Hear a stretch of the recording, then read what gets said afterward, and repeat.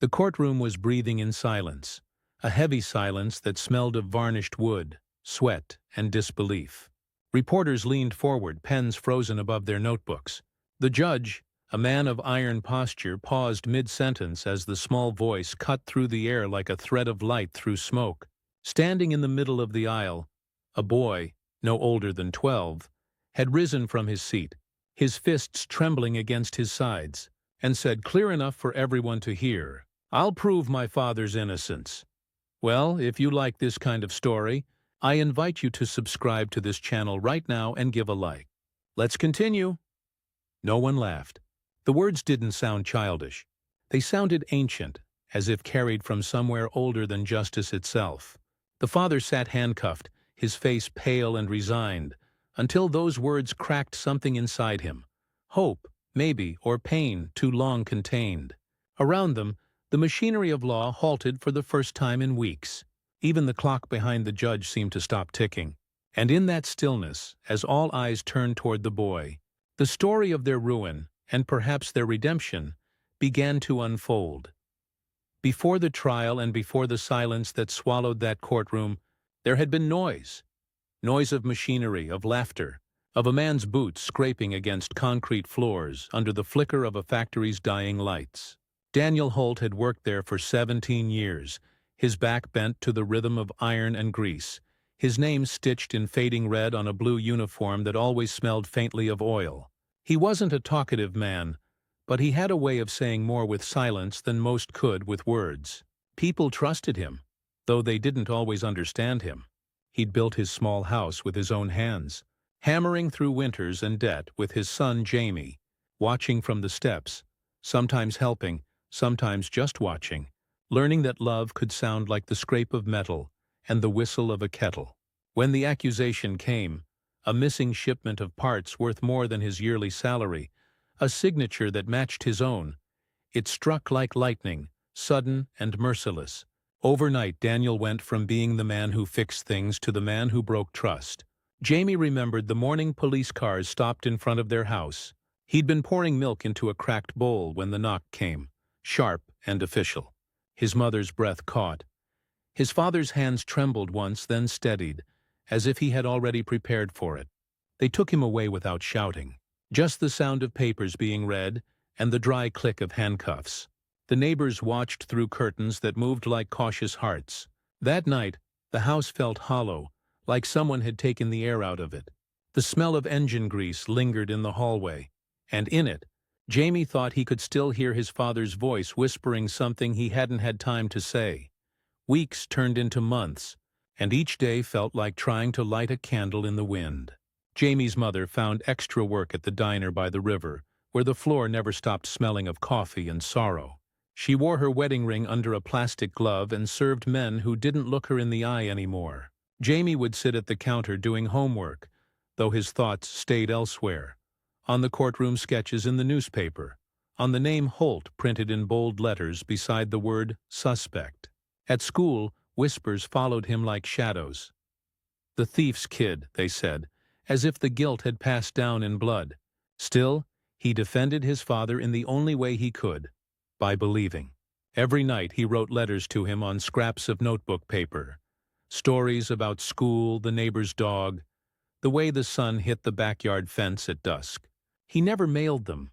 He just folded them neatly and placed them in an old cigar box under his bed. Sometimes, when sleep wouldn't come, he'd open the box and whisper the words aloud, trying to send them somewhere through the dark. But belief alone didn't pay bills or buy silence. The town's patience ran out faster than its gossip. One evening, Jamie overheard his mother crying over the phone to someone, maybe a lawyer, maybe a friend, saying they couldn't afford another appeal. Her voice cracked on his father's name. That's when something shifted in him. He realized that believing wasn't enough. He needed proof. And for proof, he'd have to look where no one else dared. Into the ruins of what was once his father's life. It began with a smell. Burnt paper. Jamie was in the garage, searching for the old wrench his father used to fix the truck, when he found the box. A small metal toolbox, dented at the corners, tucked beneath a pile of newspapers stained by years of oil. Inside it were things that shouldn't have been there. An old factory ID badge, a broken watch, a few receipts, and at the bottom, folded tightly into itself, a piece of paper half burned, its edges curled like dry leaves. He unfolded it carefully.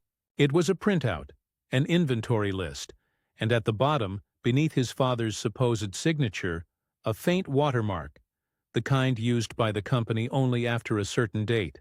The document the prosecution had shown in court couldn't have existed when they said it did. His heart pounded. He didn't understand all of it, but he knew enough. Someone had forged the evidence. He took the paper to his mother, but she didn't want to hear it. She was too tired, too afraid of false hope. "Let the lawyers handle it," she said, wiping her hands on her apron. But Jamie couldn't. That night he sat under the dim bulb of the kitchen and compared every curve of the signature, every mark of the typeface, with the one in the newspaper. Something didn't match. The D in Daniel slanted differently. The ink bled too much at the edges. It wasn't his father's hand. He placed the paper beside one of the letters he had written but never sent, the handwriting of a boy trying to make sense of a broken world, and whispered, "I'll fix it. Dad?" He didn't know how yet, only that he would. That promise, made in the quiet of a kitchen that smelled of soap and rain, would carry him straight to the courthouse steps, where truth waited like a sleeping beast ready to be woken. The town had a way of remembering what it wanted and forgetting what it didn't. By the time the trial began, Daniel Holt was no longer a man, but a rumor people passed between them with the same casual cruelty they used when speaking about weather. Jamie felt it everywhere. In the way shopkeepers stopped talking when he entered, in the way teachers looked at him too long before pretending not to, in the way even his mother avoided the word innocent, as if saying it out loud might tempt disappointment. His father had written from the county jail just once, a letter Jamie wasn't supposed to read.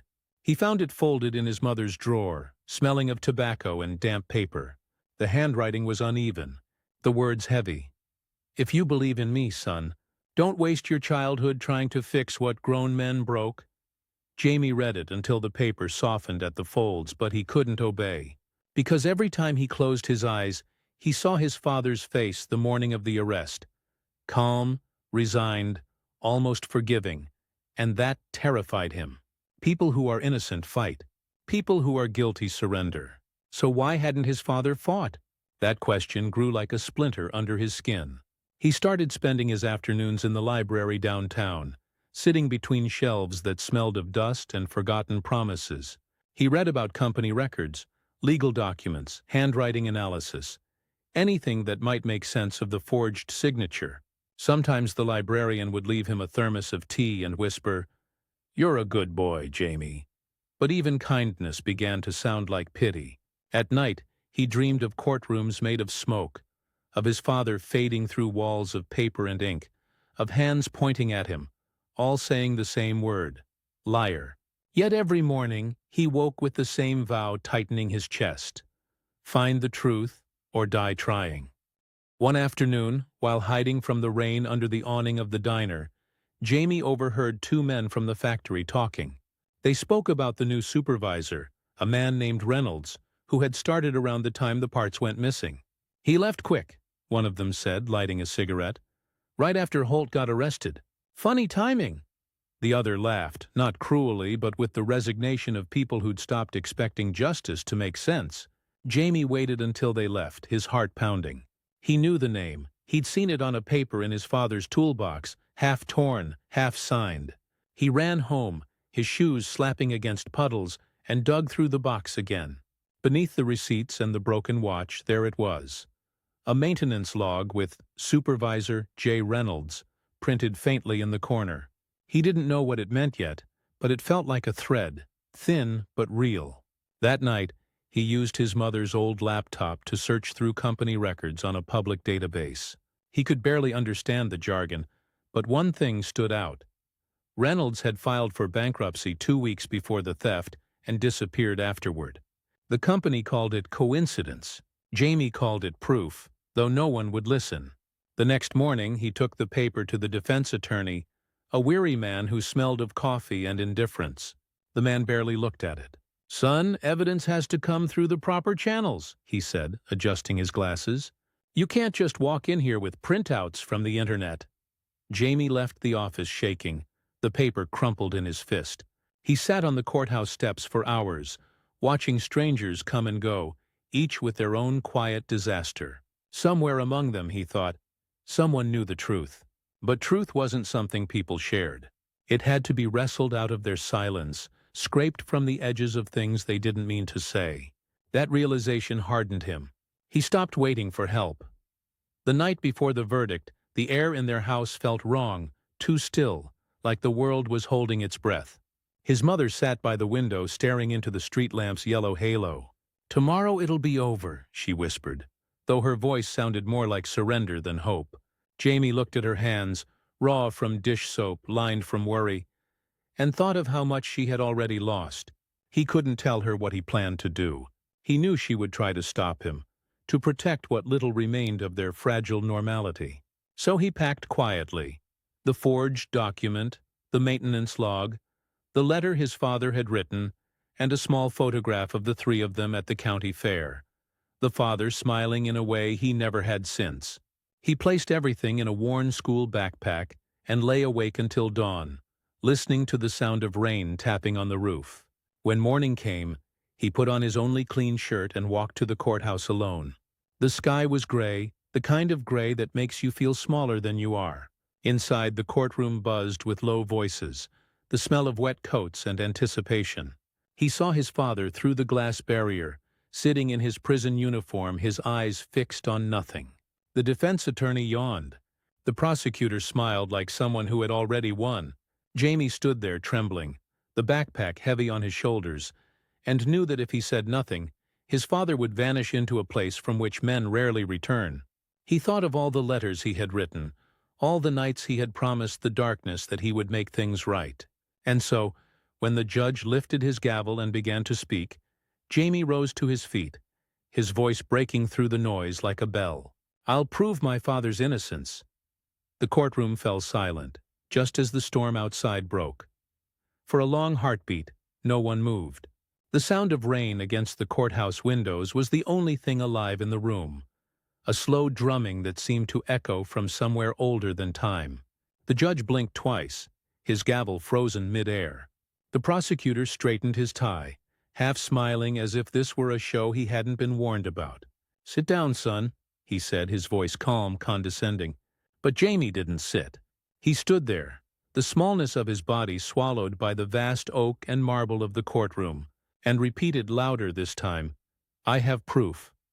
A murmur spread among the audience. Reporters leaning forward, jurors glancing at one another, the bailiff shifting uncertainly near the door. The judge exhaled slowly, setting down the gavel. "Approach the bench," he said, not to the boy but to the defense attorney, who was already on his feet, red-faced and whispering to the clerk. Jamie clutched his backpack like a shield. From the defendant's table, his father looked up for the first time that morning. Their eyes met, and in that gaze, years of silence cracked. There was no need for words. Both knew something irreversible had begun. The judge, an old man with lines carved deep by decades of doubt, finally gestured toward the boy. "Let him speak," he said quietly. "But be brief." It was the smallest mercy, and Jamie seized it like a drowning man would air. He stepped forward, his shoes squeaking on the polished floor. His voice trembled at first, then steadied, carried not by confidence, but by necessity. He explained the papers, the signature, the watermark, the missing supervisor who had vanished just days after the theft. Every word scraped against disbelief. Every breath felt borrowed, yet he went on. Behind him, whispers built like a tide. When he finished, the silence returned, heavier now, filled with something that wasn't disbelief anymore. It was fear. The prosecutor rose, slow and deliberate, a wolf scenting weakness. "Your Honor," he began, voice smooth as glass, "this is irrelevant. The boy is emotional. He's clinging to fantasies to absolve his father of guilt clearly established by evidence and testimony." His words cut like the cold edge of authority, and for a moment even Jamie wavered. But then the judge spoke, his tone measured, almost weary. "Let the record show that new material evidence has been presented by a direct relative of the accused." He turned to the bailiff. Summon the foreman of the factory. We'll hear him today. Gasps rippled through the courtroom like sparks. The prosecutor tried to protest, but the judge's gavel struck once, sharp and final. In the chaos that followed, Daniel Holt buried his face in his hands. For weeks, he had sat there quietly, allowing the trial to grind him down, believing that fighting would only make the fall worse. But as his son's voice filled the air, something inside him shifted.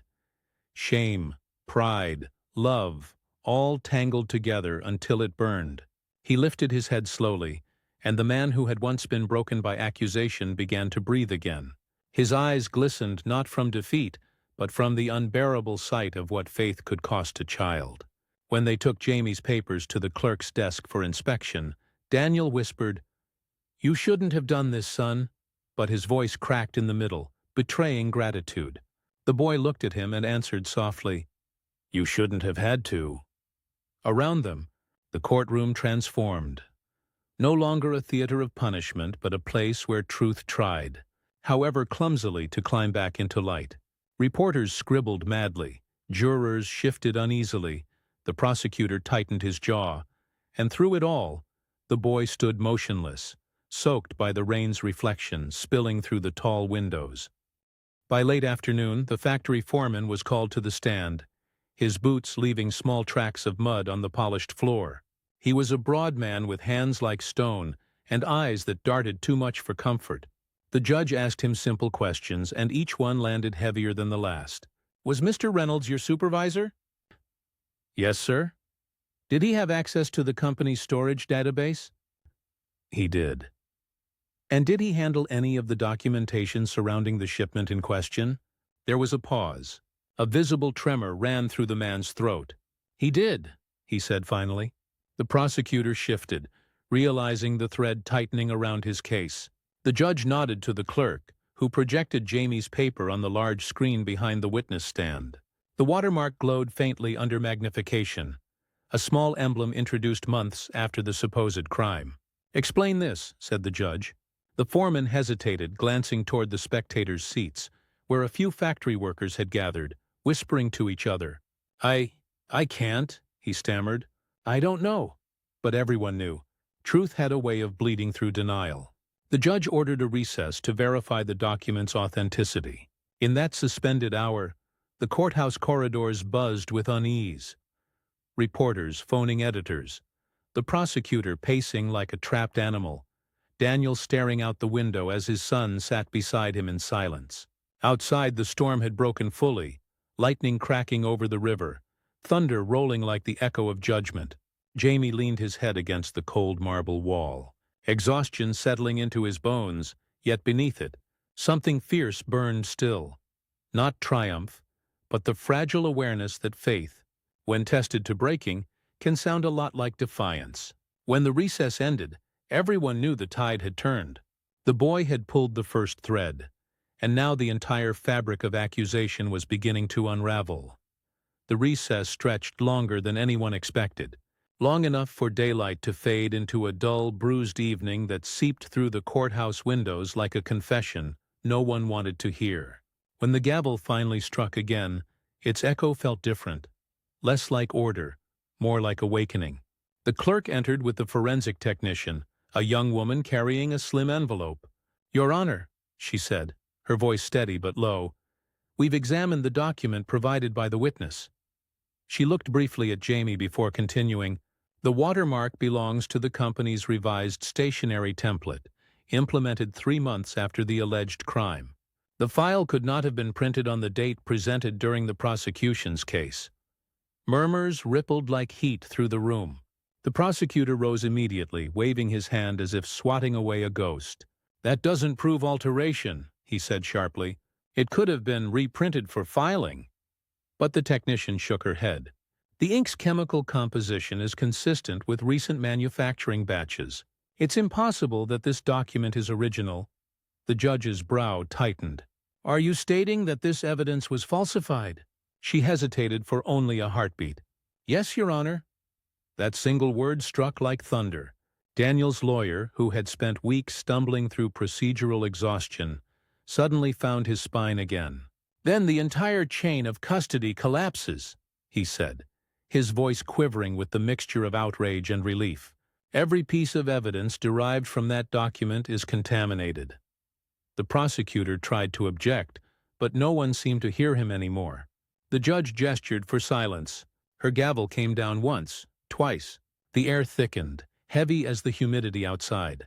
In the middle of it all, Jamie clutched the edge of the table and felt his knees weaken.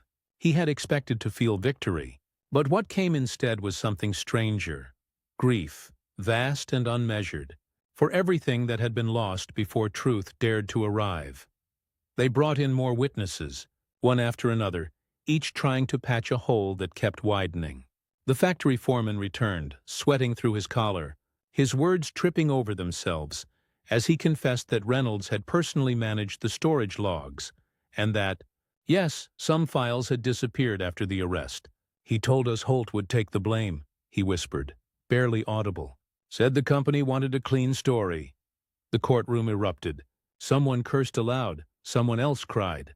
The prosecutor slammed his briefcase shut and leaned toward the judge, his mask of control finally cracking.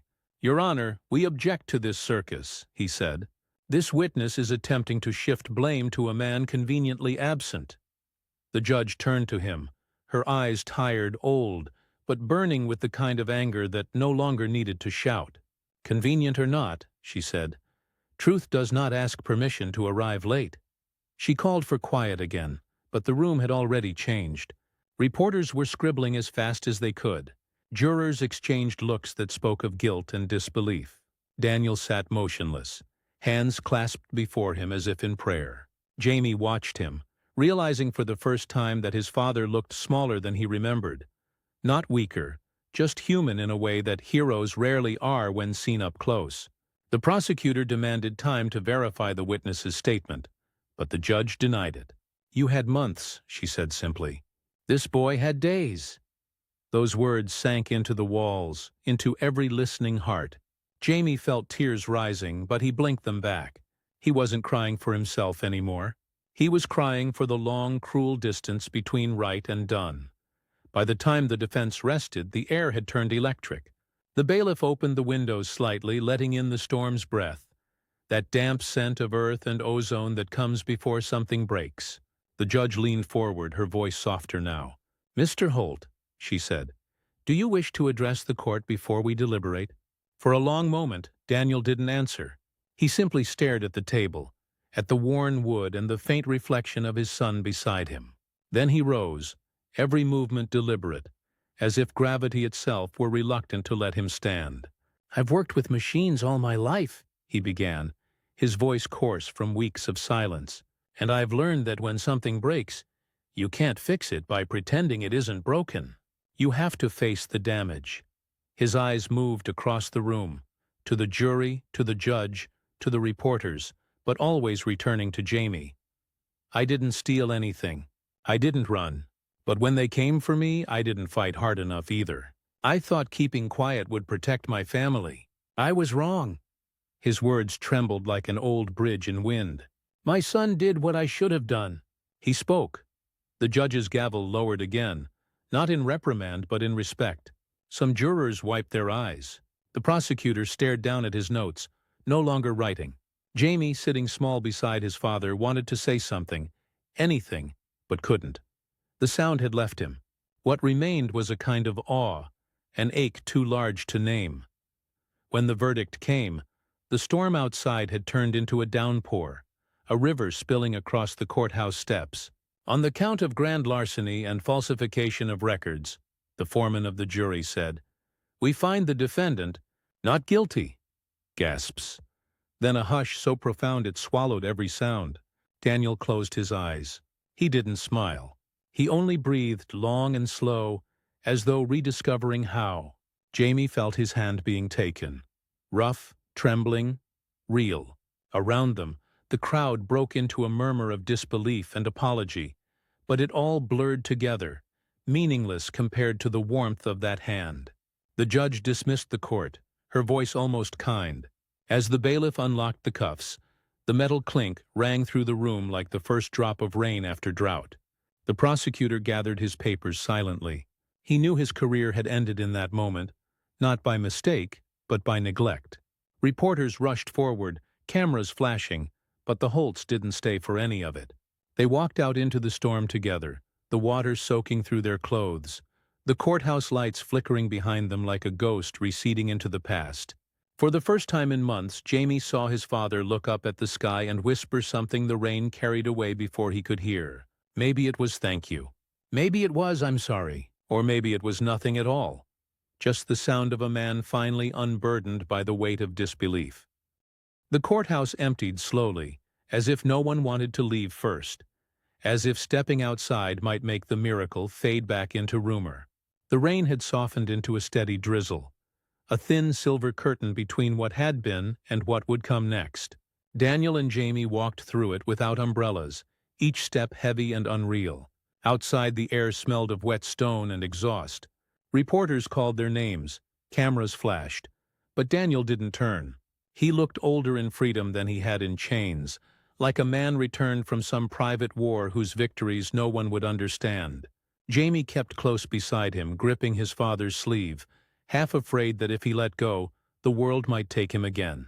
They reached the street corner where the bus would stop, the same route Daniel had once taken home from the factory, and waited under the flickering lamplight. Neither spoke. The city around them hummed indifferently, already moving on to new scandals, new tragedies.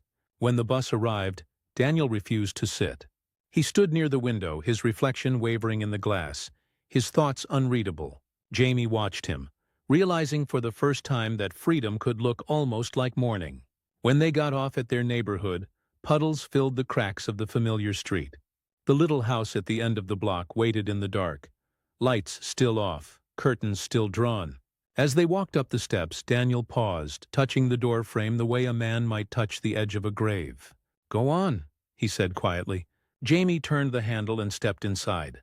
The house smelled of dust and faint soap, but beneath it lingered something else, a trace of life returning, hesitant and raw. The following days blurred into one another, stitched together by exhaustion and disbelief. Letters came, some congratulatory, some apologetic, some hateful, all carrying the same undercurrent of fascination. The newspaper called it "The Boy Who Spoke Truth." A television reporter knocked on their door one afternoon, asking to film an interview.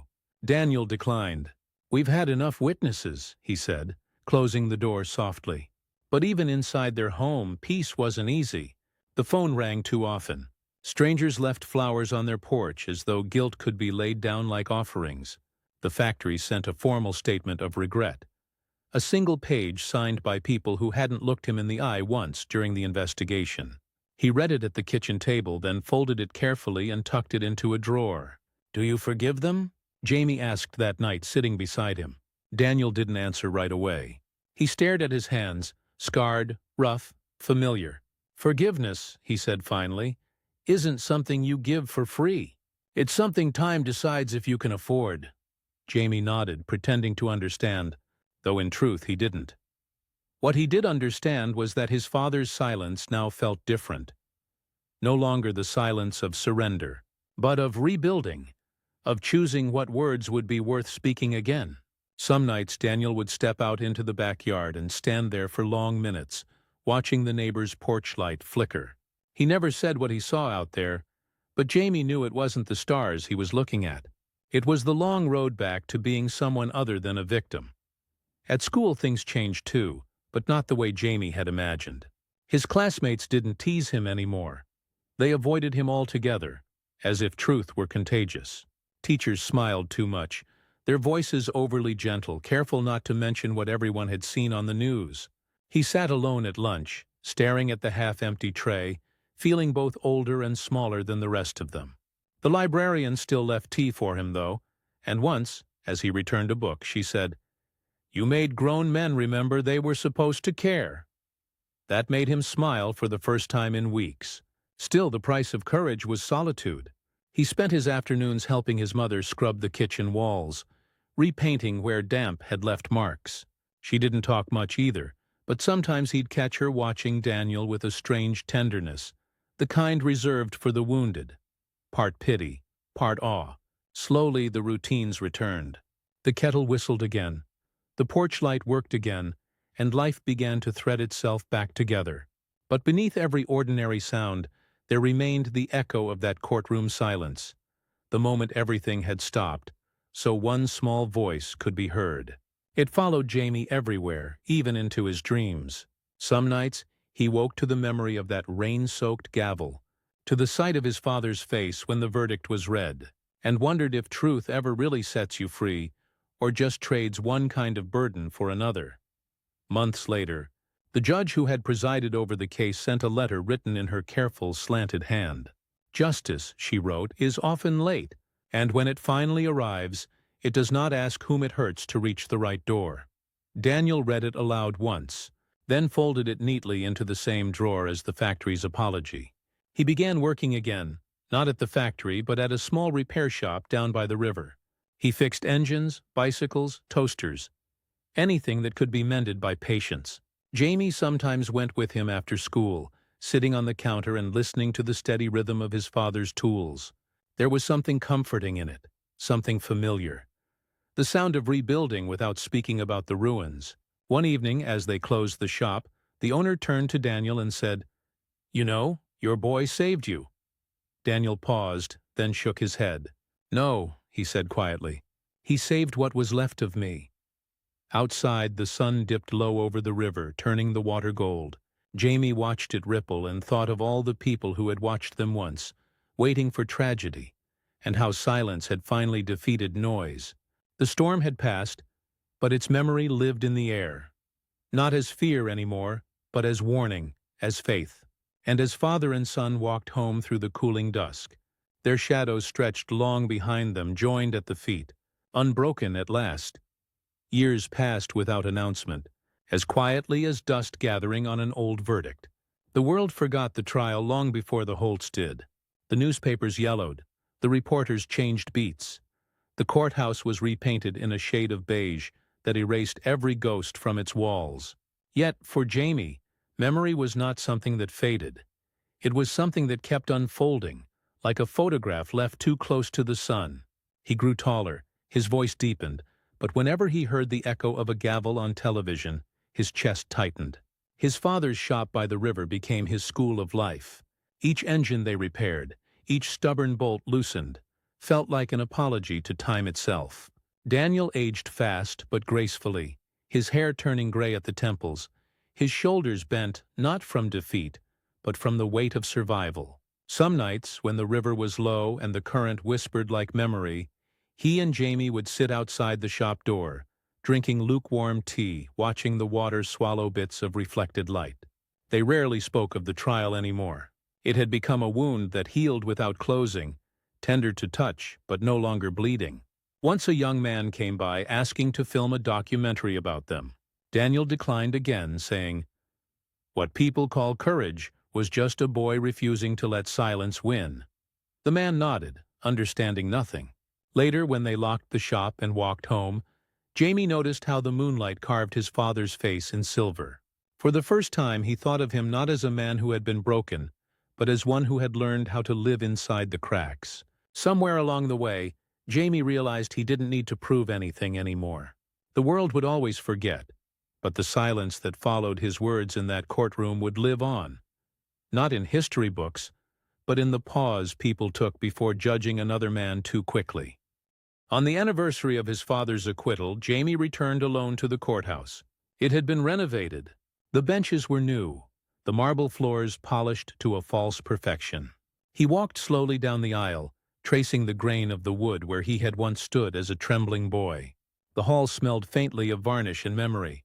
He imagined his father beside him, older now, still carrying that quiet dignity that had replaced pride. In his mind, the room filled again. The judge's measured gaze, the murmurs of the crowd, the endless rain outside. He closed his eyes, hearing his own voice from years ago. "I'll prove my father's innocence."